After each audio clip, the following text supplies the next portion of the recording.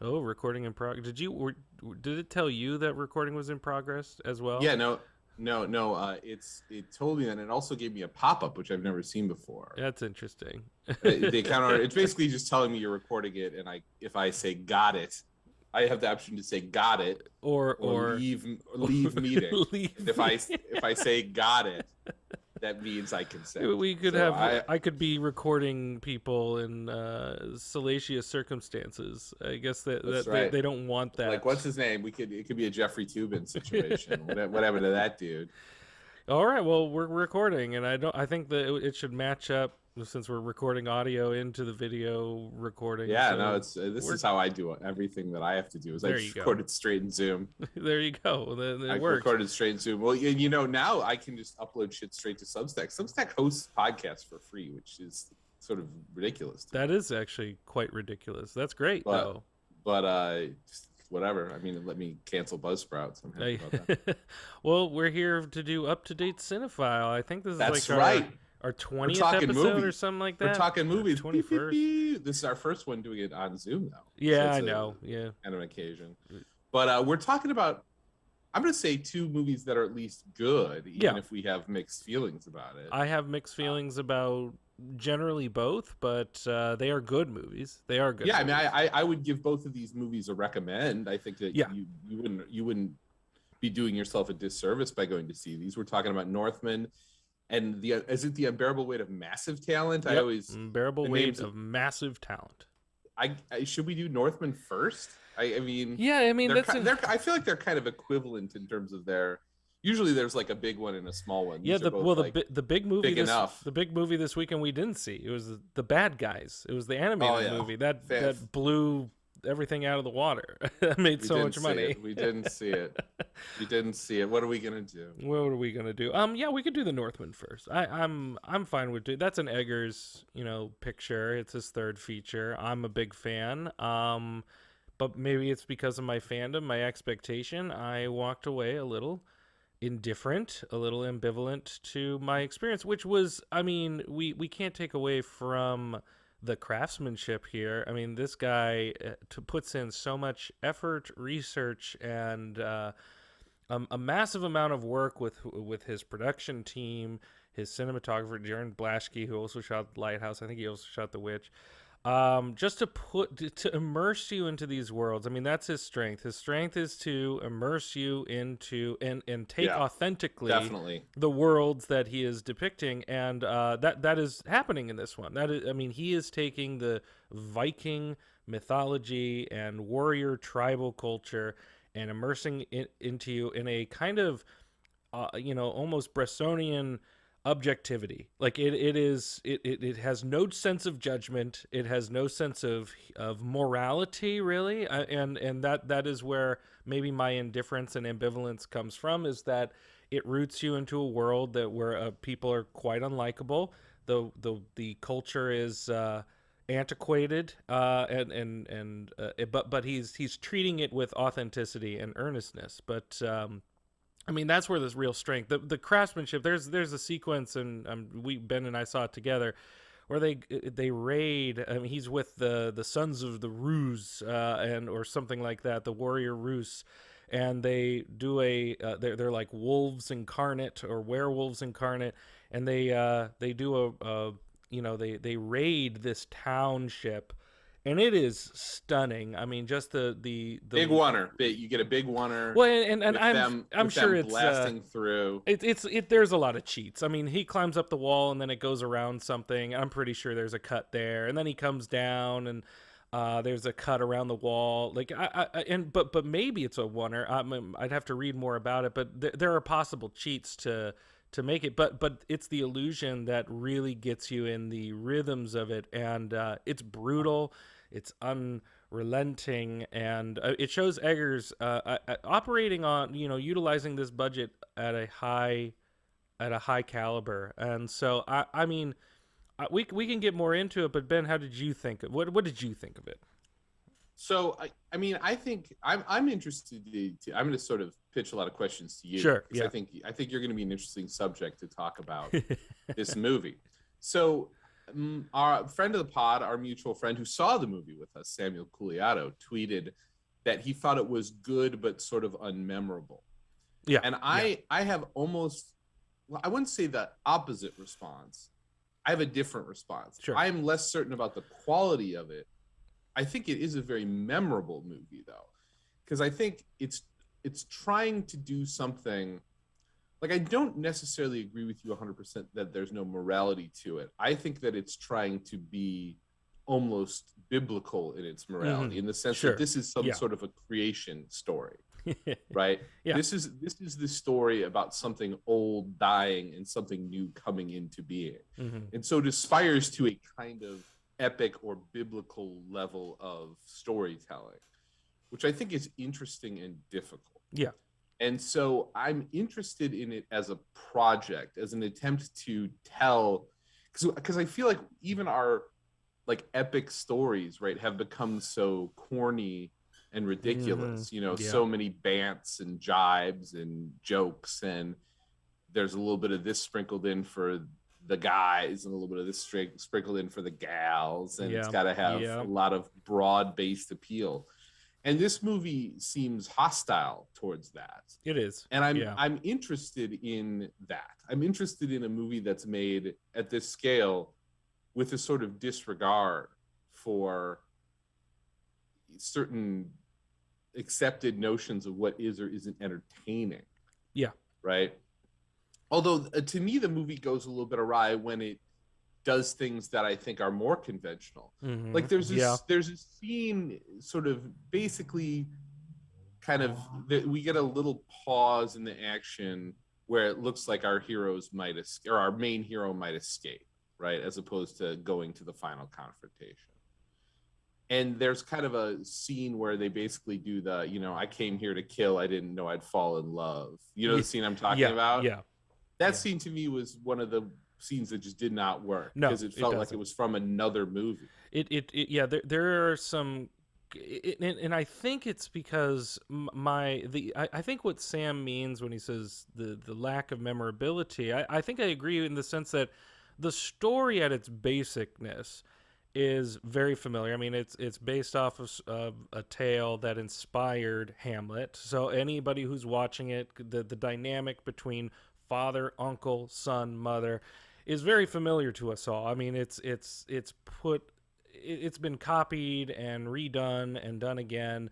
And so there is just kind of a basicness to this vengeance Yep. narrative that I think breeds a conventionality, even if he's trying to, with what he does best, articulate the world, get into the mythology, get into the rhythms of language and belief and all of these things that define its era. Those are the most interesting things about it. But it's hinged and layered upon a foundation that is so conventional, and so these sequences that are added just for the sake of moving the plot forward. That's what this dynamic between him and Amleth and Anya Taylor Joy's character. I forget her name. She's quite forgettable, unfortunately. I really like her, but she's really underutilized in this movie. But their dynamic is very and maybe he's commenting on this, that it's kind of tacked on, that this idea of romance or love is silly or not necessarily a powerful aspect to these kinds of stories, and so he diminishes it in his own way. But there, I don't know, it almost hinges on his belief that he feels in love, and so it you're right, there's a conventionality to it, and there's no meat to it, there's no passion to it, and I was unfazed by and unconvinced by this Yeah. aspect. Although here's what I would say. I mean, there's a lot to unpack there. Yeah, yeah, I don't love the Hamlet comparison. I understand the superficial yeah, similarity. Kills the father, you know, marries the brother, whatever, blah blah blah blah blah. But everything else is very different. I mean, yes, that yeah, basic like this is a different story than Hamlet, and tonally and thematically, it's, if you want to pick a Shakespeare play, it's more like Macbeth than yes, Hamlet yeah. Well, in a and lot and of and ways. Eggers did like a little watch list, and he of the movies that influenced this particular rendition, his interpretation of the Northmen, his immersion into Viking culture, and Throne of Blood, famously a adaptation of Macbeth from Kurosawa, is a big influence on this movie, and I can see it too. Yeah. Because the thing that's going on is bloodlust. What this movie Mm-hmm. is about a culture of bloodlust, right? Which is a lot more what Macbeth's about than what Hamlet's about. Mm-hmm. I mean, Hamlet is about power, right? And who has the power and how you get the power. And obviously the two are related, Yeah. right? I mean, Yeah. Macbeth wants to be the king. But in terms of this sort of goriness and bloodlust and the kind of meditation on violence, this is more reminiscent of Macbeth or like Mm-hmm. even Greek tragedies, Yeah. right? Which Yeah. is what it felt like to me. But I disagree with you a little bit about Anya Taylor-Joy. I mean, I think she actually has a very important role to play in this movie, and I think that I found her to be compelling in it. I thought she was well cast and played the role well because she has to carry the theme of the movie, right? Mm-hmm. Mm-hmm. Which I think, see, this is why I feel like this movie requires us to, or encourages us to think about it in some different kind of way. Because yes, as a conventional love story, it's quite boring and doesn't work. Yeah. But the question is, I think, whether it works as a kind of interesting mythology or interesting reflection on mythology. Yeah. Because the the Anya Taylor Joy character represents some very different way of approaching the world than anyone else in this movie, right? And she Mm-hmm. tries to, she tries to sell Alexander Skarsgård on it, and ultimately fails to do so. Mm-hmm. Although it's interesting to think about whether his character is right in the sense that he has to go back and destroy this thing root and branch, whatever it is. Yeah. That's the conclusion that he comes to, right? And that's what, to me, how the movie resolves, because it's no secret and no surprise that they cast two like fair-skinned women, right? Like Anya Taylor-Joy is the extension of what Nicole Yeah. Kidman's project is, Yeah. because Nicole Kidman wanted to break out of this cycle of violence that Ethan Hawke embodies in the most clear way, right? Yeah. By He just being he is a he toxic character, and getting that the ritualistic aspect that he has and is imbuing into his son is incredibly problematic. But it is again Eggers taking on the role of objectivity to this is how it was, and it's discomforting in a lot of ways to see this kind of animalistic uh, embodiment come out and embraced within these men. And you're right, the whole act of severing this, it's severing from it, is to start something different. You're right, and it ultimately, can you start something different if you resort to the things that you were trying to kind of separate yourself from in the yeah first place?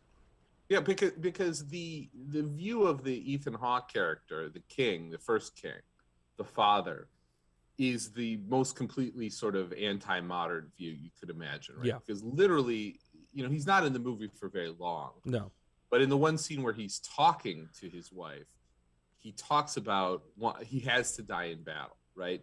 So he absolutely, like, the modern idea of the good life is that you die an old person in your bed, right? Like that's what modern life is supposed to Yeah. provide to you, is the possibility that you won't die of war or starvation, Mm-hmm. right? Which is the things that have killed many people throughout the history of humanity, throughout even the history of civilization, right? So he completely rejects it. She thinks it's all kind of gross and hates him Mm-hmm. and wants him dead, right? Unless you think that her rationalization of that is all post hoc, which is an interpretation you could have of this story, I right? think so. You could, but I think it's there. There's the, I mean, it's very you only get a little bit of foundation in these relationships, but he does some pretty efficient work in getting you an understanding, and maybe it's our familiarity with stories like this that make you fill in the gaps if you need to. But I mean, Nicole Kidman's masterful. I mean, she's a masterful actress, and just through glances and her ability to say in minimal fashion, she's like, no, come to bed. And it's a frustration, you can sense her frustration in this man's I mean, just sheer egoism of ritual and tribe and self, and that it's all a matter of honor, and it is a silly notion to us today, but I mean, Eggers sells it in a kind of very convincing form. It's just it is also frustrating to her. Yeah, well, you to believe in like to reflect on this mythology, you have to stipulate that the people in it believe in it to some extent or Mm-hmm. another. Mm-hmm. They have some investment in the notion that dying a warrior's death in battle is preferable to dying old and in your bed. That if you don't die a warrior's death in battle, you somehow were a coward or didn't Mm-hmm. fulfill your destiny. Or don't go to heaven, You and don't get yeah. to go to Valhalla, Yeah, right? you don't get ridden by the Valkyrie into So Valhalla. so you know you have. I mean, I'm just trying to think about. I've been thinking about this movie and about what its project is. Yeah, And I really do think it's a very strange movie for that reason. yeah. And that's why I don't understand the choice to put in that conventional I love you scene, because it really doesn't have anything to do with what's going on. I mean, I Mm-mm. guess the reason that scene's there is to show how to explain what his motivation will be for making the decision that he's going to make, that he has to go back both as an Yeah. act of revenge and an act of love, Well, right? and you could have done it in a different way. You could have had the same trajectory, the same scene, but in a different kind of context where maybe the boat hits some like troubled waters, and he interprets it. I mean, it is all about his, an ingrained lesson and fealty to father. Everything he represented is in him. He's become a warrior. He's become vengeance. He's soul focused and driven on one thing, much like his father is. And there's an interruption to that, and potentially having a relationship, or potentially, caring, or the whole concept of his focus to save his mother gets muddied. The whole idea of killing Fjolnir, his uncle, gets a little muddied as well. There's different shades to the character as he gets to know him, and so perhaps the idea of leaving behind destiny is very much a kind of repetition that's in his head, and whether destiny is something we tell ourselves that that's what it is, or it legitimately is the gods or the universe kind of dictating or giving us signs. I think there should have been an erroneous sign that it was just something circumstantial, something that happens that deviates him from his Erroneous. past, that just deviates him from his path after he makes a decision to go a different way, and then he goes, no, my destiny is to go that way. And it's you could interpret it at that point as something tragic in his character, that he's locked in the superstition and beliefs, but he believes them so thoroughly that he must seek it out. You could interpret it as something honorable. You can go in a different direction with that, and that no, it is truly his destiny. It is truly what he needs to do to fulfill his identity, his beliefs. You could go in that way, but how the scenes played out is just simply he's like, well, no, I should probably go, and because you're pregnant, and because they'll probably come and kill you. So I'm gonna do both. Like, my destiny is to do both, is to do kindness to my kin, but also go die in battle, essentially. And so for me, there's just an unconvincing notion there, and maybe that's the point. Maybe his idea of interpretation of destiny is just however he will put it into that belief box, and that's how he's going to interpret it. I don't know. I found myself indifferent to the journey. I didn't find myself exhausted or feeling a sense of tragedy. Like, even in Macbeth, and who's an undesirable sort of character, there's a whole sense of tragedy in how things unfold. In this one, I don't feel much for these characters, and it's because of its sense of detachment, and it might be purposeful. I mean, I already talked about a movie this weekend with somebody about its sense of detachment, that it has something to do with the masculinity and their lack of expression, or a particular expression, and that could be this. There is a very particular form of masculinity being portrayed here that is cut off, unsensible, illogical, animalistic. And maybe that's the whole point. Maybe when it comes down to these decisions, it is just illogical because it is all part of belief. I don't know. Yep. Yeah, but I don't know if you're supposed to feel that kind of emotion in the same way that I don't think that you're supposed to think of the story of Cain and Abel as a tearjerker. Sure. I mean, this is he's attempting like a high allegory. Yeah. In my Yeah, mind, but which is why I rejected the kind of. I understand, like, yes, the depictions are very brutal, but the brutality of that. I mean, it seems to me that what Eggers is confronting here is the persistence of violence. Yeah. Right. And how that cycle could be broken. You know, which is the same question that is being asked in a lot of different religious traditions. I mean, I don't really understand the Norse religious tradition well enough to comment on it. Sure. But that's certainly what the Christian tradition is about, about how do we get off this, like, how do we break this cycle? Like, that's the whole message of Jesus, right? And the transition from, you know, the vengeful God of the Old Testament to Jesus's love your neighbor message, right? How do we break this cycle of violence? And it's as relevant a question today, maybe more relevant in some ways, as it's ever been, right? I mean, because we keep getting more and more modern and thinking of ourselves as being more and more civilized, even as we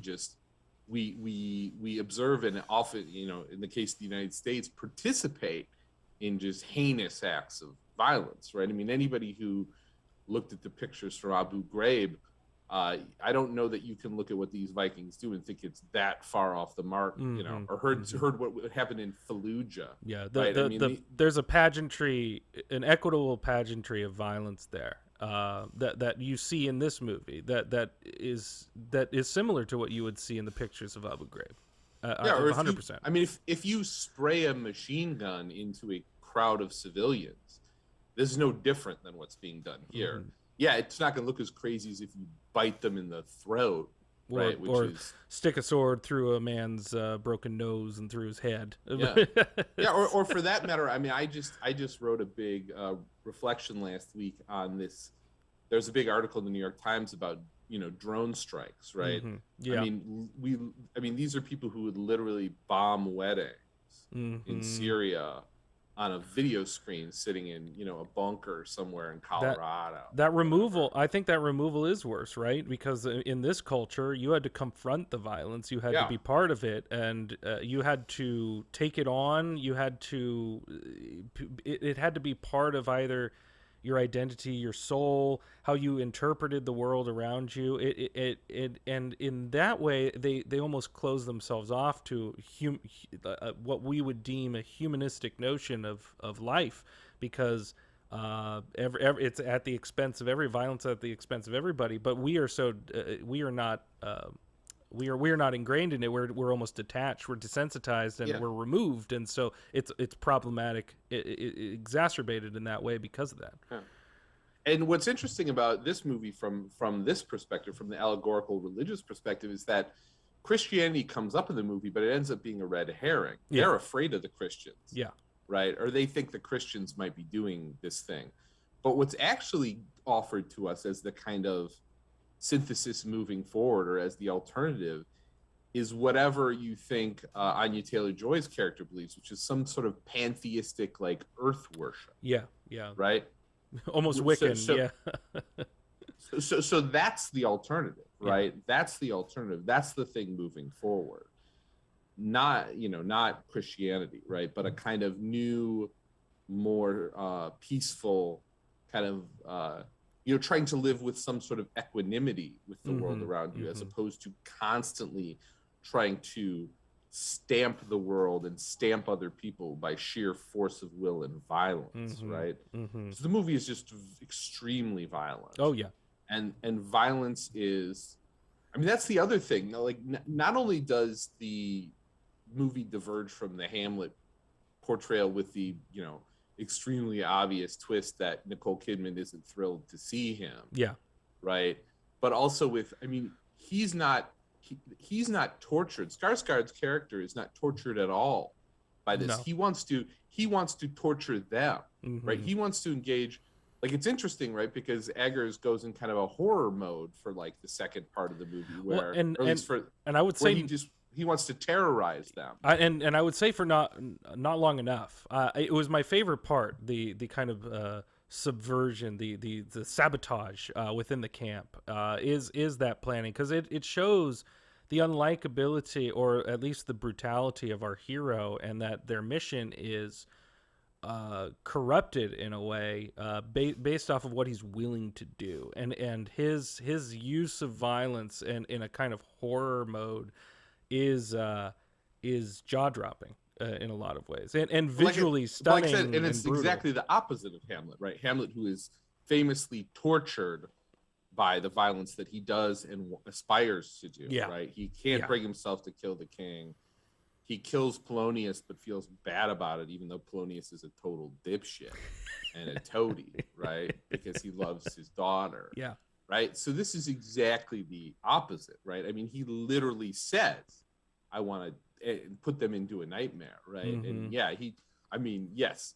So you get this very conventional twist, but it's after this unconventional twist, right? Which is that he's there and he's gonna enjoy this. He's gonna take his time, Mm-hmm. right? Which is you expect him to just kind of start getting there and start doing damage, because he probably could have killed his uncle pretty easily, Pretty right? early and easily, I think. Yeah. Yeah, just go where he's sleeping or whatever. I mean, it didn't seem like it would have been hard, No. right? So to me, it's it's a movie that is very violent, that's about violence, Mm-hmm. right? For sure. I agree it's about this masculine kind of drive to violence. I don't like to use the term toxic masculinity, because I think that's a term so of this moment, Sure. Yeah. right? And what I'm saying is that this story, more than any other story, aspires to do what you think superhero movies would do, which is be a kind of mythology, Yeah. right? Yeah. This is a mythological It is. movie. It is. And I can't think of the last time that someone I mean, yeah, there have been movies based on Shakespeare plays. There have been movies based on the Iliad recently, right? But this is a original. I mean, granted, like adaptation of different historical stories, but an original piece of attempted mythology. And so the more I reflect on it, the more I feel like, well, this is a very ambitious thing to do, Mm-hmm. right? This is a very ambitious thing to Oh, do. I don't know if it always works, No. but Yeah. like I said, I would recommend this to anyone wholeheartedly, because I think it's very interesting, and it has some very high highs just in terms of its styling, as you Mm-hmm. pointed out, right? But it is a weird movie, but Mm-hmm. I guess I have a certain sympathy to weird movies. Oh, I mean, right? I do too. It's weirdness, and I liked its flair when it got into some surrealism and some, very high interpretation visually of what were the belief systems, or how were they being articulated in this world. I really like his sense, where his research immerses you into these worlds as they should be, as they were for these people, as these characters.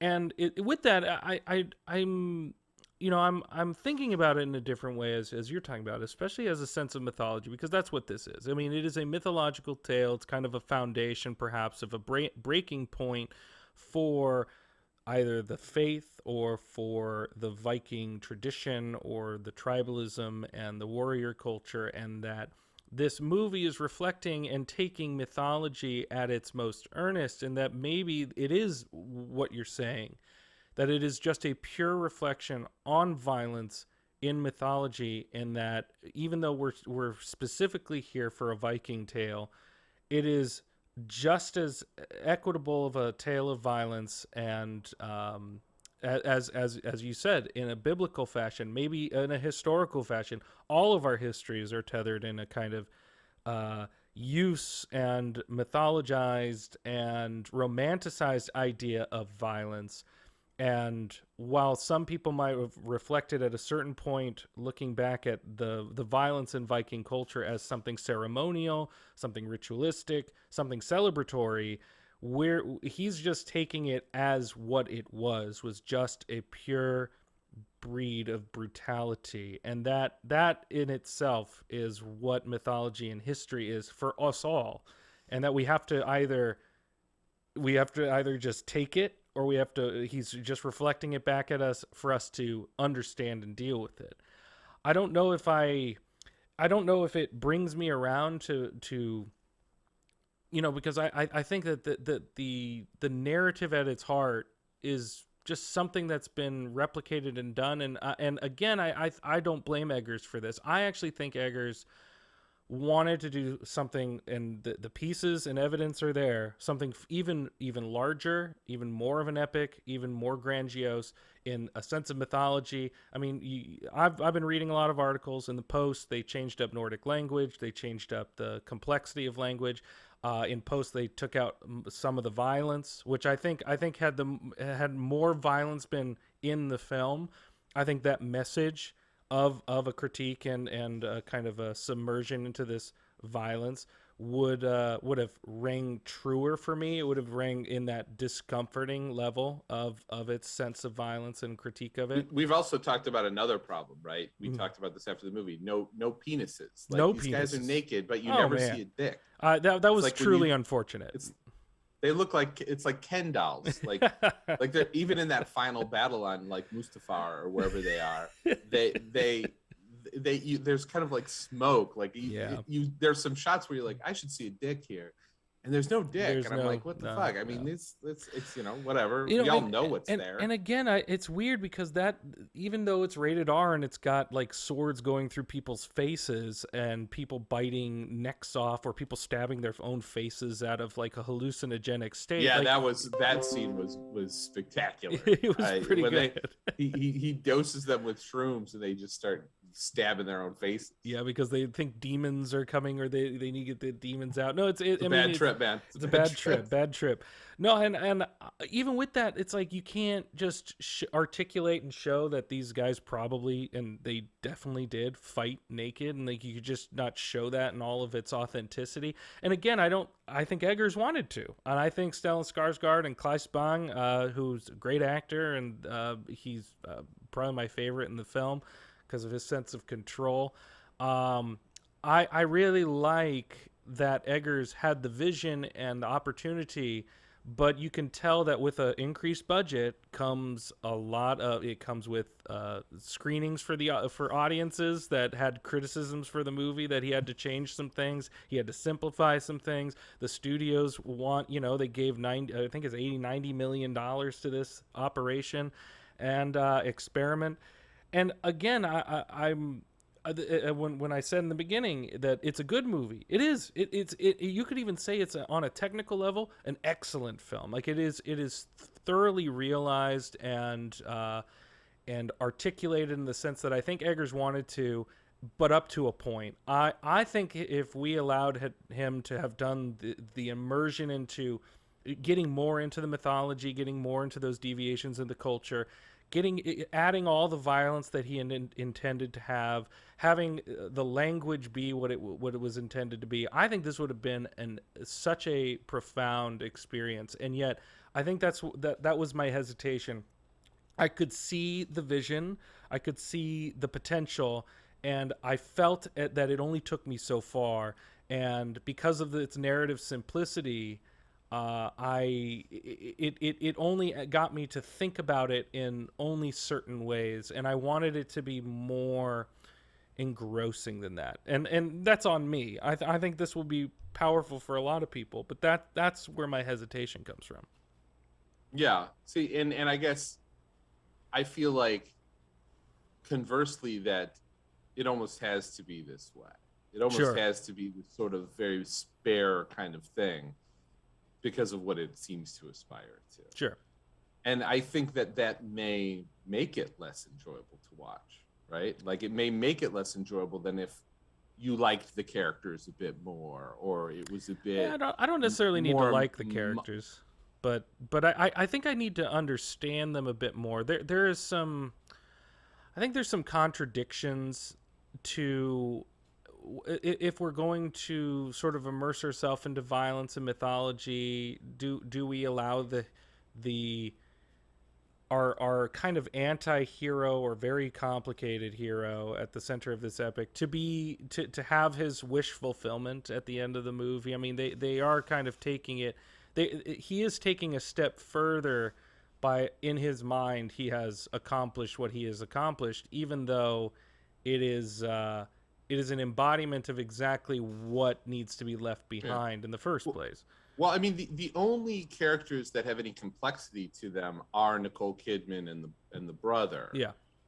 Because they're the transitional figures who are meant to suggest that if you want to get rid of this thing, you really have to get rid of it. Yeah. You can't, you can't reform this kind of brutal society, right? You have to just kind of destroy it and start something new. Yeah. Yeah. Yeah. Which they do. But, and yeah, I mean, this will be a film that I will think about, and maybe that takes away from the idea that it lacks memorability. It's definitely not an experience I'm anticipating revisiting anytime soon, because there, and maybe this is a power to his imagery. I have a clarity in my mind exactly what happened to that movie, and there are some stunning visuals. His sensibilities are highly refined. Anybody who's seen The Witch or The Lighthouse knows this, and this is very much an Eggers film. And but there was, I don't know, there was just, on a level of criticism and articulation, I just wanted to be maybe not moved emotionally, but got me to think about, because essentially it reminded me of Alexei German's film. I think it's German or German. Hard to Be a God, which is a 3-hour immersion of shit, spit, nastiness of going back pre-Renaissance, pre-Enlightenment, to the to the plague, and it's a mirrored Earth, and they are stuck in this savagery, and it's so unpleasant. It's such an unpleasant experience. But that one made me feel unpleasant to the point of, I don't want to be in this world anymore. I want to escape. And so for me, that did what this is a reflection of, just of straight up societal brutality, societal stasis, or this going back to a stage and age where we have not built upon ourselves, or we haven't started to make the step. I mean, this takes the movie we're describing, The Northman, takes us to a moment where maybe the first step is being taken. But Hard to Be a God, it got me to react to something. And so I wasn't reacting, I was just kind of watching The Northman. And so I wanted maybe just something to get me engaged, reviled, to get me to go to react in a way where I'm like, oh yeah, that is exactly the point. Oh, I see it, and it's unsettling, it's uncomfortable, and I maybe I just wanted something like that, even though it would make it a far more difficult watch. Maybe that's what I wanted. I wanted a more difficult watch. Yeah. Well, I feel good. I feel like that's a good note. Yeah, that's fine. Like we did well with Northman. I if anybody listens to this, or watches us, let us know what you thought. I think this is a movie that can have a wide range of reaction, and I think that's good. I think we need more movies like this within this budget range, within this kind of experimentation, within this thought. And I think Eggers is gonna pave that path forward for a lot of people. I hope that there's more risk seeking with filmmakers who have this kind of vision. Okay, let's pause for a second, Kyle, because your sound through my headphones, it sounds really choppy and bad. Choppy and but bad. That could, well, it just sounds. But this has happened before over Zoom. It's just it's popping a lot. It's so weird. So long as it's recording okay, it's not an issue. Like I don't care for myself. I think it's recording okay. It's just so weird. I don't understand. Has this ever happened? I heard this once before when we did on Zoom. It sounds just crackly.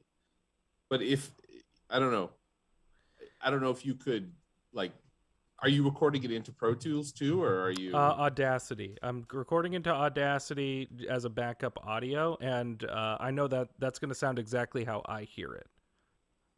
And you don't hear anything. I don't. Yeah, I don't hear anything. No, you sound better now. Did you just do anything? I mean, I turned my mic down by a smidge.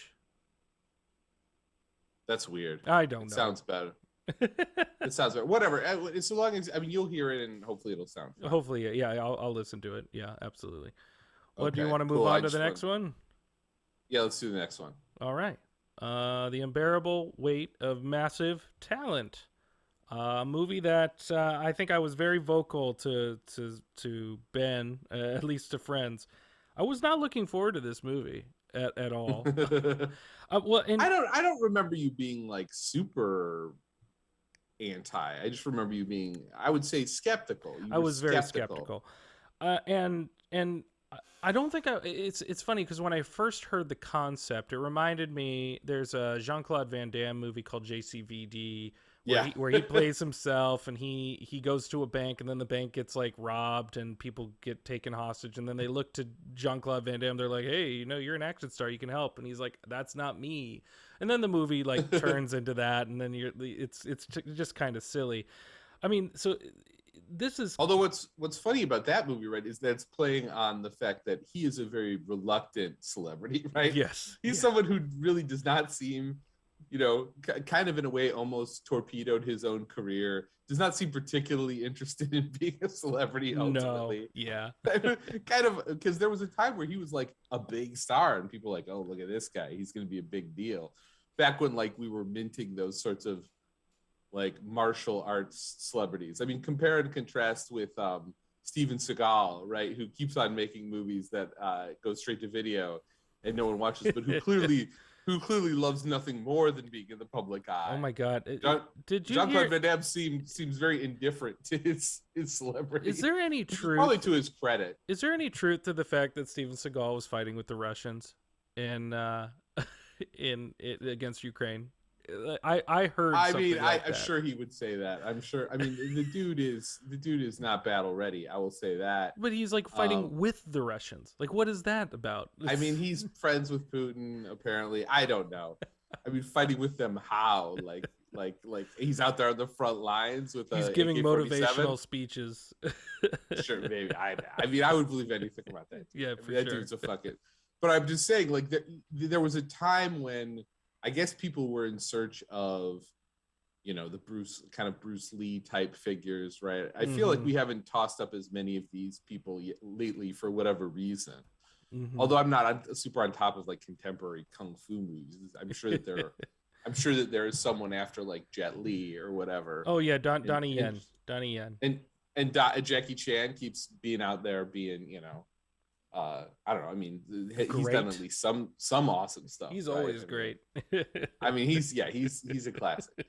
But anyways, I feel like that movie was kind of a reflection of that. Whereas this is something, I don't know. This Something is loose. Well, this is weirder. looser. This is looser and weirder. And you're right. But the movie ultimately is about friendship, which is ultimately what won me over. Is that at the core of this movie is kind of a wonderful little bromance about cinephilia, about Classic love story, classic buddy movie. yeah, buddy movie. And if it weren't for the capabilities of someone like Nick Cage, who has this, because this is such a weird endeavor, because it is a fictionalized interpretation of his real self, he can sell weird in a very interesting way.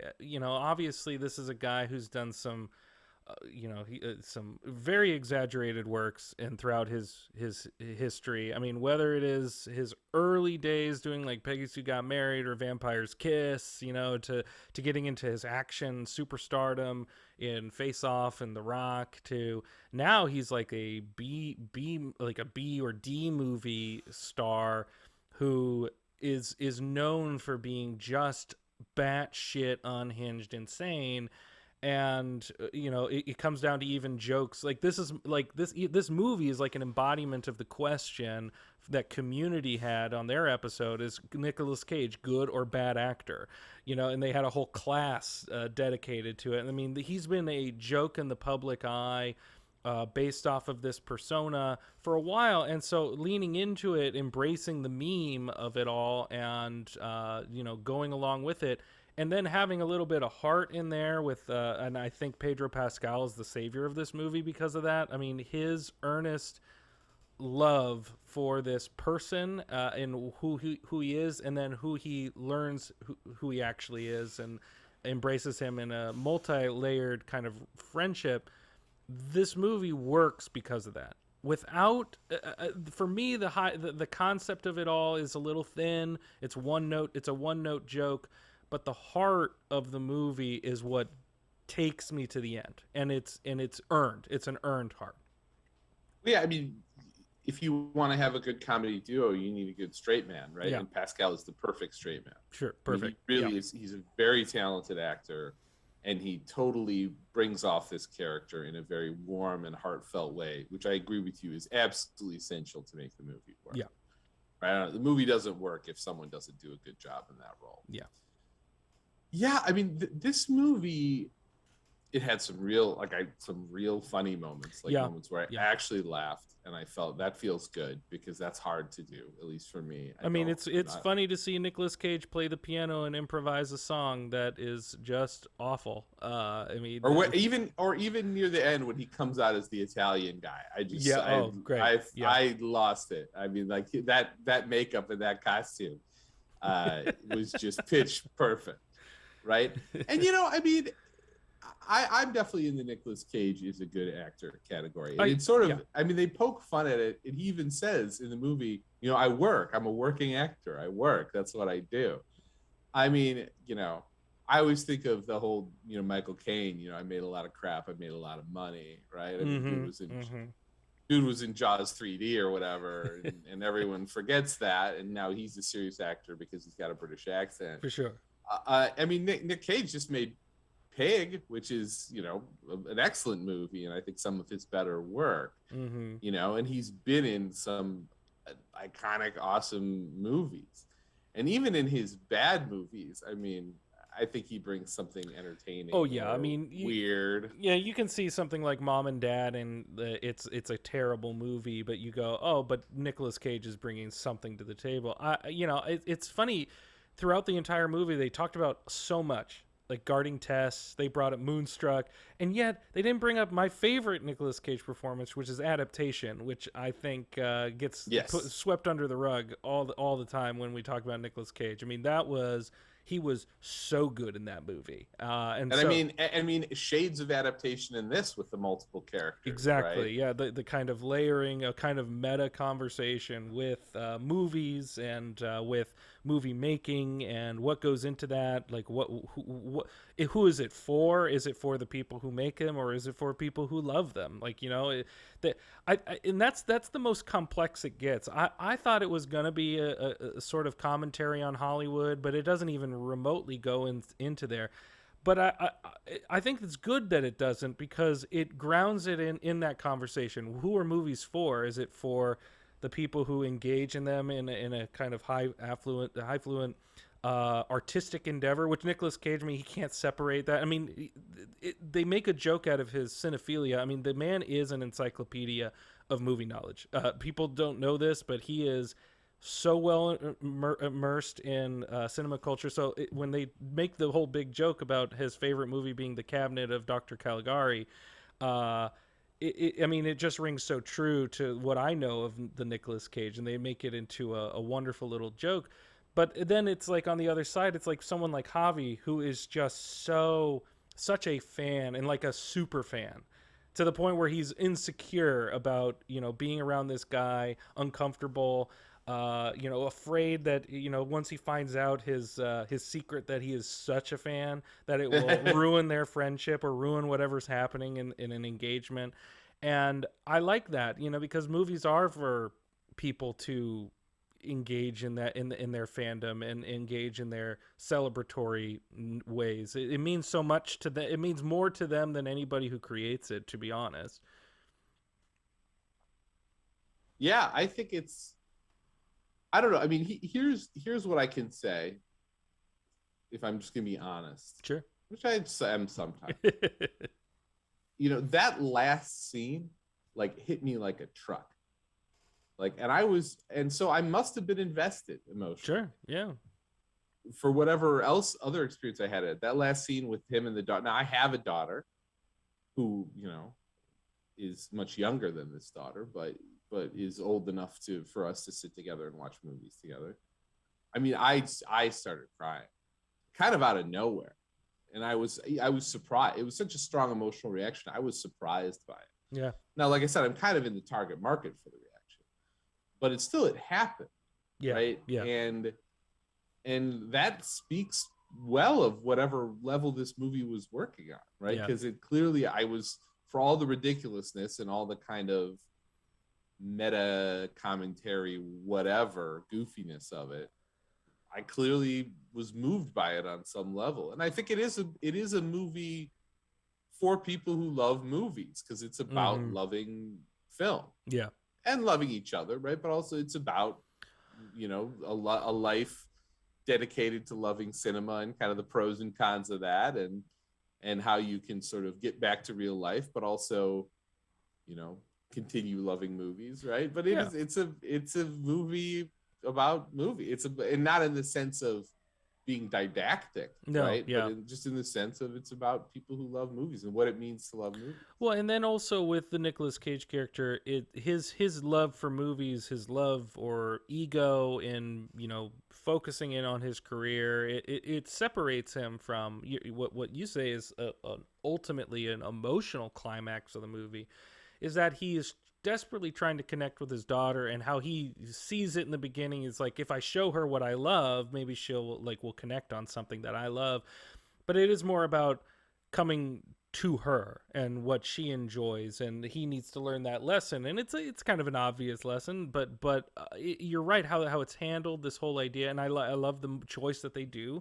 Paddington 2 is a masterpiece. Paddington 2 is a wonderful blend of the idea that it is cinematic, but it is also very heartfelt. It's about family. It's about being better as people, and the fact that he and Javi, Nicolas Cage and Javi connect on that movie, and then he's able to double on that connection with that he was introduced from someone else to then have with his daughter. That is the idea that you're getting at, is that our love for movies can be shareable. They can be connective tissue to emotion centers, but also to understanding one another and understanding people. And this movie subtly does that, because the artifice is a bromance buddy comedy with the flashes of drugs and violence within it. I mean, it is similar to the vibe that Pineapple Express gives you, or Superbad, and yet subtly underneath this. Funnily enough, David Gordon Green appears in the movie. Yes, he does. Yeah, because they did a movie together called Joe, which is also a great Nicolas Cage performance. They worked together before, and so that's why there is a definite connection there, and that he appears. Did you see the stuff that came out of that Reddit AMA with Nicolas Cage that everyone was talking about? Oh no, I haven't. Oh God, I'm surprised you missed this. I should send it to you. You should. Apparently, he asked David Lynch to play that role initially. Really? And Lynch was, I guess, holed up in his house because of COVID. So they got David Gordon Green.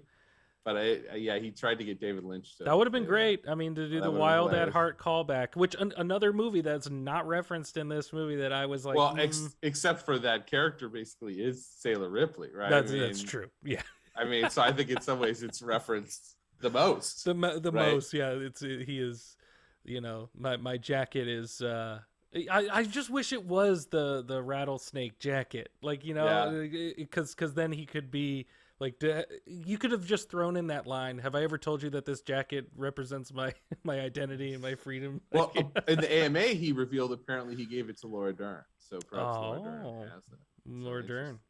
interesting. Side thing, I'm sure you've heard David Lynch directed a movie with Laura Dern. It's going to be at Cannes, apparently.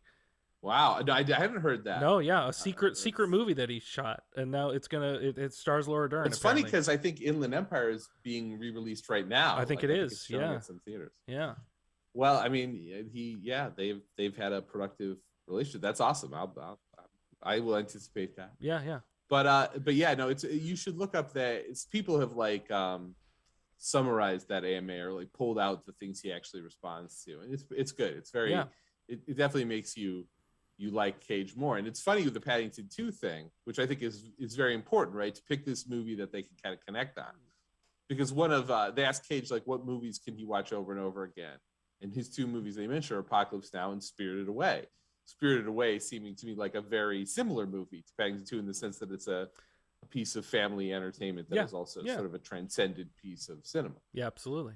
Right. So yeah, I think, Cage is showing himself growing into maybe the version of himself that exists now or the one that he wants to exist, right? Which is someone who can appreciate cinema on that level, right? On the level of connection, not just on the level of sort of, an egotistical kind of film student, sneering, I know movies and you don't kind of. I see what you did. I see. But not your podcast, I know movies and you don't, but the actual sentiment the earnestly held. Yeah, the sentiment that I know movies and you don't. Yeah, the sentiment that I am mocking by with my enterprise. Yeah, but people go through that. I mean, but it's one way to feel that way when you're 19, right? And it's another to feel that way when you're twice that age. Yeah, three times that age. Yeah, this I was talking to even Katie the other day about this sense of cinema gatekeeping that people have, where they hold themselves to a higher identity in their movie loving because of what they enjoy versus what other people enjoy. But it is about embracing the complexity of this art form, the wonderful feelings and the vast array of emotions that it can have.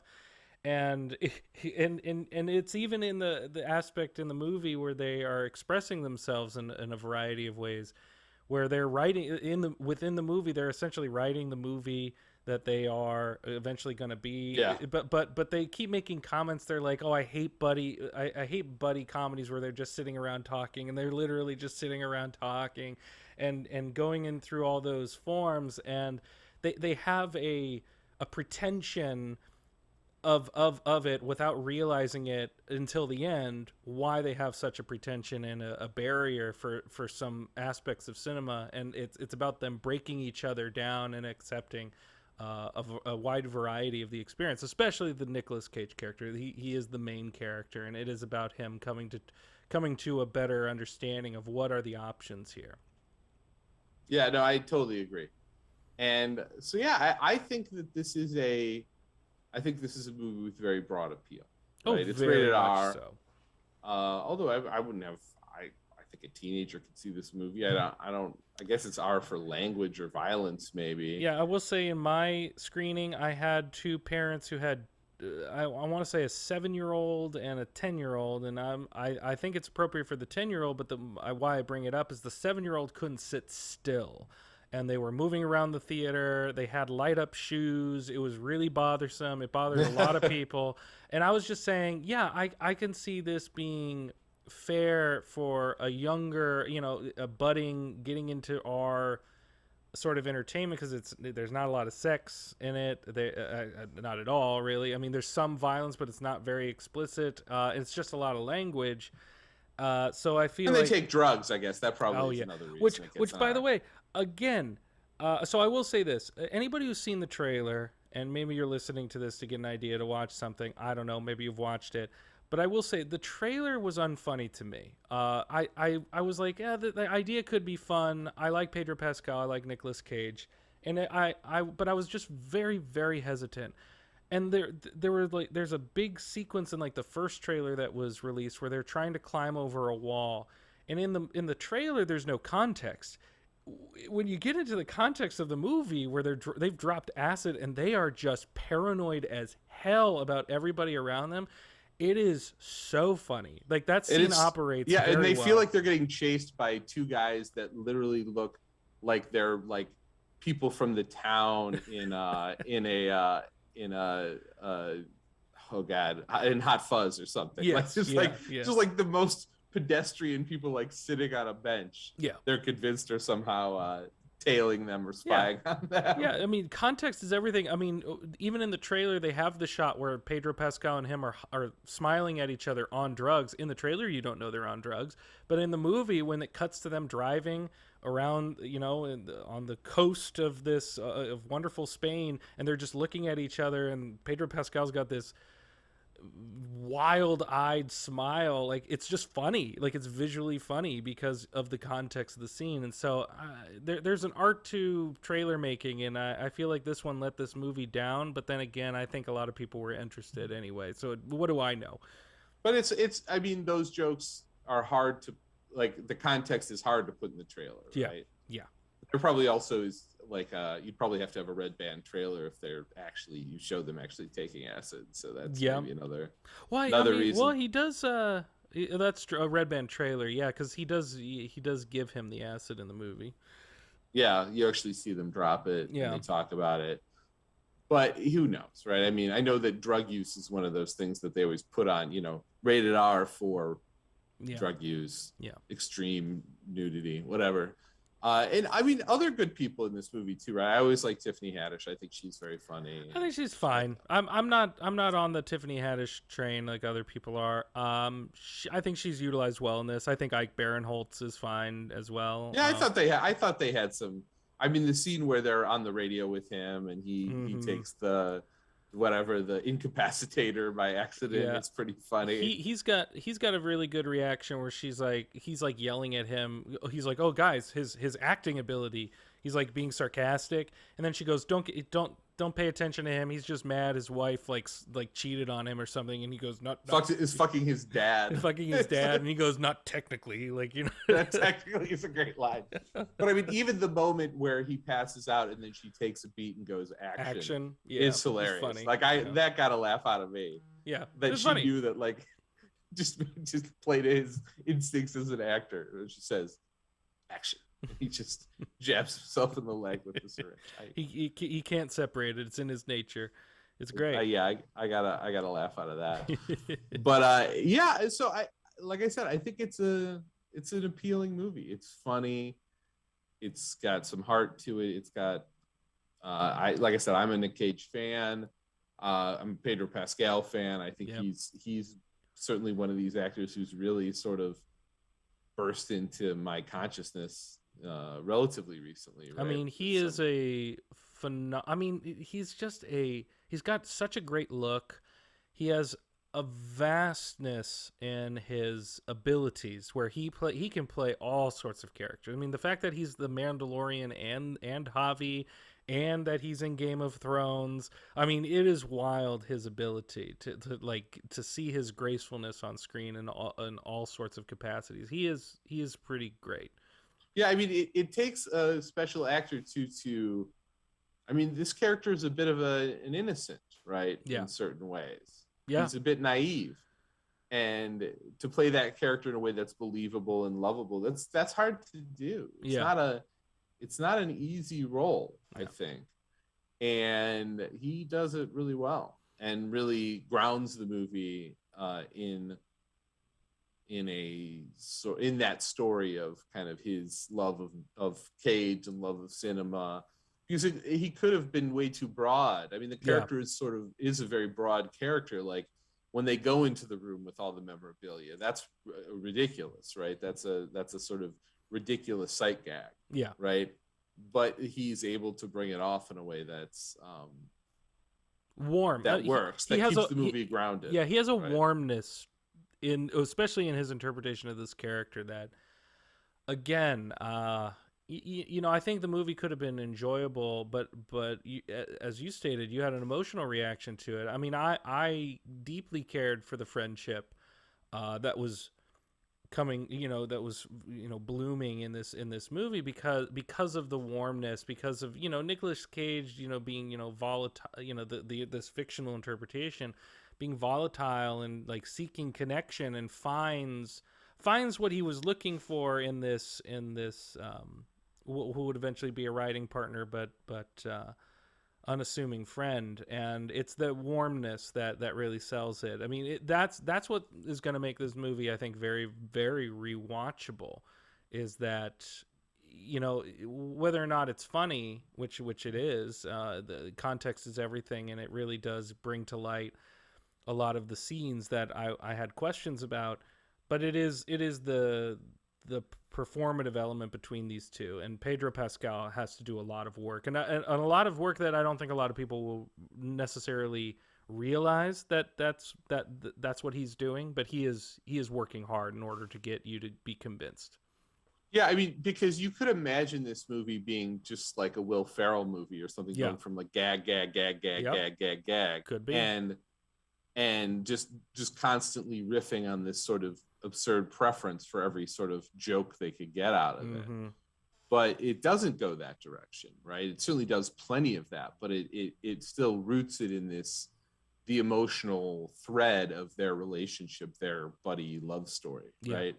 And the fact that works gives the movie, that's definitely something that takes the movie to another level of quality, right? When you're actually invested in it, and you actually care about it, and you're watching it with that emotional connection to the movie, which is what makes the movie so successful, right? It makes it or much more successful than it would have been if it was just kind of 2 hours of just the kind of, like those scenes with his alter ego, right? Those are funny, but you wouldn't, if there was another one or two of them, they would have been annoying. I agree. I think they did it the right amount of times. I think there was the interjection was the right amount, and the absurdity of it lands, and it's effective. And I like that it's done with some unsettling de-aging, because I think that in itself is it's supposed to look a little off because of the way maybe he views himself, that he views this alter ego, that he views that younger driven personality that is it looks like devil. He had some like work done, but it wasn't great. No, right? It looks like he had some work done, but it wasn't like when people have had a lot of Botox, but maybe their forehead and their cheeks look like they're from two different humans, right? Exactly. If the work has not been done as well as it could be. Say. Well, did you have anything else to say? No, I feel good about it. I feel good. Yeah, I feel like we did it. Yeah, I think it's an enjoyable, breezy, economical kind of buddy comedy that has some, surprising emotional layers that I was not expecting, and so I was surprised, and it's nice to be surprised every once in a while. Oh yeah, no, that's. I mean, we've talked about that before. That's what we're looking for. Ultimately. Yeah. So yeah, and I think, like I said, 2 movies. Both I would say you should go see. Yeah, you should. Unbearable Weight of Massive Talent certainly is, I think, more broadly appealing. Yes. Right. I think if you're taking someone who's if you've got an early in the relationship date, that's the one I would go to. Yeah, Northman might put some pressure. But I think Northman people I think Northman, the people who are going to see it and probably have already, a lot of them. Probably already have. I think he has an audience, and like you said, we were anticipating this movie. I think a lot of people were anticipating it. Yeah. So but both good, both worth your time. I agree. Yeah, and so and that's going to be a rarity, I think, in our conversations where we. I was looking at what's coming up. There's a lot of it's not the odds are good, but the goods are odd. I mean, we're going to see movies regardless, so the odds are great that we'll see movies. Yeah, there's not. I was talking about this with Thelen yesterday too on our pod. It's not a lot. I'll say that. I mean, what did I see coming up? That there's a biopic about Gustav Eiffel that looks like it could be okay. Yeah. Next week is, I think, Vortex, which is the Gaspar Noé film that he did with Dario Argento stars in it. I think that's what it is. I mean, that'll sure be something. It would be something. Yeah. So I I mean, mean, whether it'll be something that we enjoy or that I enjoy, don't know. that's a separate question. But I Never mean, know. I really love. I mean, the movies that I've loved this year the most, outside of Everything Everywhere All at Once, which blessedly seems to have gotten a lot of attention and is still in theaters. Yeah, You can good. still go see it on a big screen. Good for them. If you haven't. Yeah. I mean, have been, these smaller movies like After Yang in Paris, 13th District. So I think there's going to be those movies. They're Mm-hmm. going to be popping through the cracks, and there's some exciting stuff kind of out there on the horizon. Yeah. A little bit further, but in terms of what we've been seeing trailers for, very skeptical about the Top Gun movie, but might be okay. Yeah, we'll see. I'm not sure that it will be bad. Doctor Strange, whatever. I know. Sure. I looked to try and get a ticket today, and I already know it's going to be a huge event because it's hard to get a ticket right now for opening night. But that's, I mean, they're going to pre-sell those because people are just hungry to go see these movies. Yeah.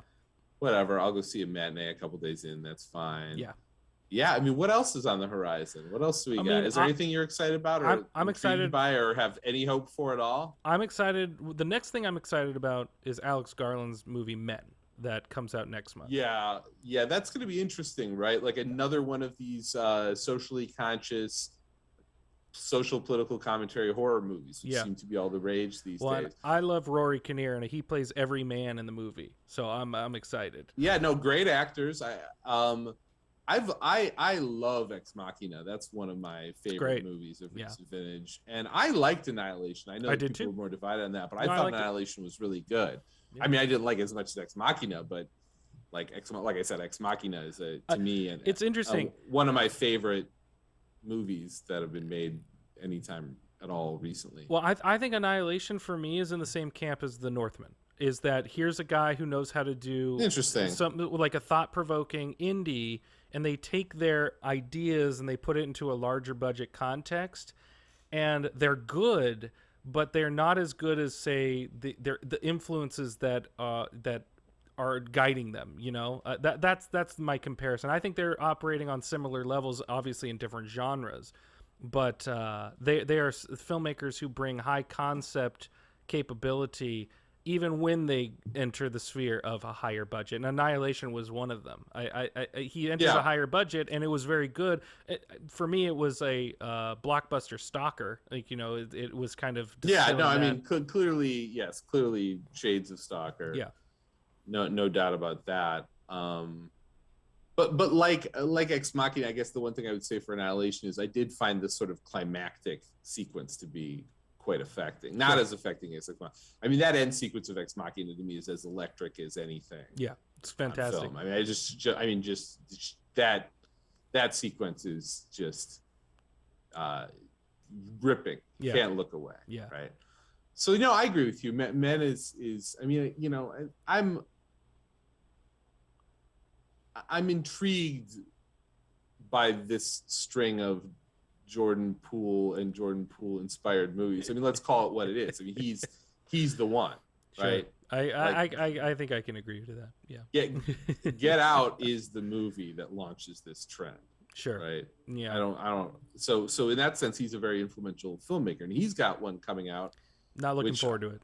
Sorry, dude. I just love Daniel Kaluuya so much. I love Daniel Kaluuya, and Keith David's in it. I love Keith David. I like Stephen Yeun. I like the cast. I just am not interested. I do not have any interest in this movie.